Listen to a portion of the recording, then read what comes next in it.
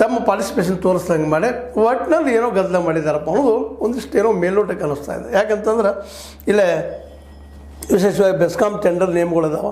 ಆ ಬೆಸ್ಕಾಂ ಟೆಂಡರ್ ಏನಪ್ಪ ಅಂತಂದ್ರೆ ವಿಶೇಷವಾಗಿ ಕೇಂದ್ರ ಸರ್ಕಾರ ಅಥವಾ ಕೇಂದ್ರ ಒಂದು ರೂಲ್ಸ್ ಏನು ಮಾಡಿದ್ರೆ ಆ ನೆಲೆಯಲ್ಲಿ ಇದ್ದಾವೆ. ಕೇಂದ್ರ ರೂಲ್ಸ್ಗಳು ಏನು ಹೇಳ್ತಾವೆ ಮತ್ತು ಅದಕ್ಕೆ ಇವರು ಏನು ಮಾಡಿದ್ದಾರೆ ಅನ್ನೋದು ಇಲ್ಲಿ ಒಂದಿಷ್ಟು ಪತ್ರಿಕೆಗಳ ವರದಿಗಳ ಬಂದಿದ್ದಾವೆ. ಅವುಗಳ ನೆಲೆಗಳಲ್ಲಿ ನಿಮ್ಮೊಂದಿಗೆ ಆ ವಿಷಯ ಹೇಳ್ತಾ ಇದ್ದೀನಿ. ಮೊದಲಾಗೆ ಬಿಡ್ ಸಲ್ಲಿಸುವ ಕಂಪ್ನಿಗೆ ರಾಜ್ಯದಲ್ಲಿ ವಿದ್ಯುತ್ ಮೀಟರ್ ಮಾರಾಟ ಮಳಿಗೆಗಳನ್ನು ತೆರೆದು 5 ವರ್ಷ ವಹಿವಾಟು ನಡೆಸಿದ ಅನುಭವ ಇರಬೇಕು. ಇದೊಂದು ರೂಲ್ಸ್.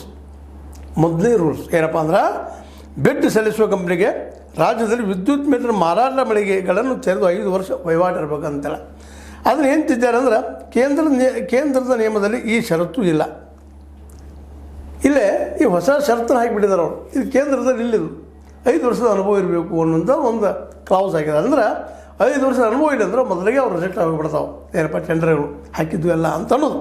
ಇನ್ನು ಎರಡನೇದಾಗೆ ಮೀಟರ್ ತಂತ್ರಾಂಶ ಬಿಲ್ಲಿಂಗ್ ವ್ಯವಸ್ಥೆ ಪೂರೈಸುವ ಕಂಪ್ನಿ ಭಾರತದಲ್ಲಿ ಕಾರ್ಯನಿರ್ವಹಿಸಬೇಕು.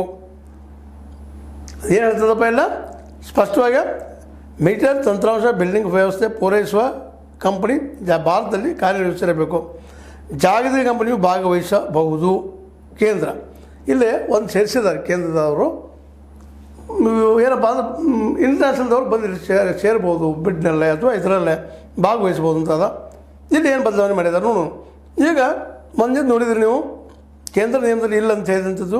ಬಿಡ್ ಪೂರ್ವ ಸಭೆಯಲ್ಲಿ ಭಾಗವಹಿಸಿದ ಕಂಪ್ನಿಗಳಿಗೆ ಈ ಅನುಭವ ಇರಲಿಲ್ಲ. ಒಂದು 10 ಕಂಪ್ನಿಗಳು ಬಿಡ್ಡದಲ್ಲಿ ಬಂದಿದ್ದು, ಅದರಲ್ಲೇ 5 ವರ್ಷ ಅನುಭವ ಇರಬೇಕಂತ ಹೇಳಿದ್ದು ಅವು ಇರಲಿಲ್ಲ. ಹೀಗಾಗಿ ಆಟೋಮೆಟಿಕ್ಕಾಗಿ ರಾಜ್ಯದ ಹಲವೆಡೆ ವಿದ್ಯುತ್ ಪೂರೈಕೆ ಉಪಕರಣ ಮೀಟರ್ ಮಳಿಗೆಗಳನ್ನು ಹೊಂದಿದ್ದು ಅದಕ್ಕಷ್ಟು ಅನುಕೂಲವಾಗಿದೆ. ಯಾವ ಕಂಪ್ನಿ ಒಂದೇ ಕರ್ನಾಟಕದಲ್ಲಿ ತನ್ನ ಏನಪ್ಪ ಮೀಟರ್ ಮಳಿಗೆಗಳನ್ನು ಅಥವಾ ಅಂಗಡಿಗಳನ್ನು ಉಪಕರಣಗಳನ್ನು ಪೂರೈಸಿದ್ರು 5 ವರ್ಷದ್ದು, ಅದು ಕರ್ನಾಟಕ ಒಂದೇ ಇತ್ತು ಮೊದಲನೇದು. ಅದು ಆರದು. ಎರಡನೇದಾಗೆ ಏನು ಹೇಳಿದ್ರು ಅವರು, ಜಾಗತಿಕ ಮಟ್ಟದ ಕಂಪ್ನಿಗಳ ಎಂಬ ಷರತ್ತು ಕೈಬಿಟ್ಟ ಕಾರಣ ಜಾಗತಿಕ ಕಂಪ್ನಿಗಳಿದ್ರೆ ಭಾಗವಹಿಸಬಾರ್ದು. ಯಾವುದು ಮೀಟರ ತಂತ್ರಾಂಶ ಬಿಲ್ಡಿಂಗ್ ವ್ಯವಸ್ಥೆಯಲ್ಲಿ ಅಂಥವುಗಳನ್ನು ಕಾರಣ ಜೀನಸ್ ಪವರ್ ಮತ್ತು BCITSಗೆ ಅನುಕೂಲವಾಯಿತು.